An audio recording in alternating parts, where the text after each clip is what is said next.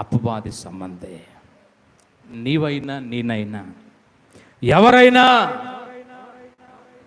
దేవునికి విరోధముగా ఏ పాపము చేసినా నీవు దేవుని మనిషి కాదండి.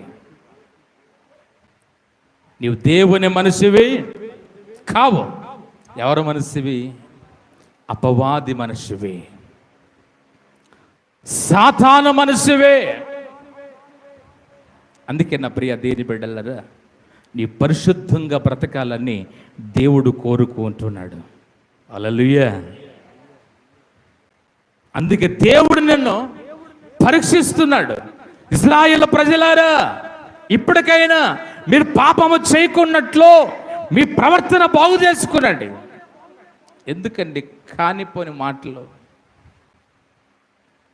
ఎందుకు మీకు భయం?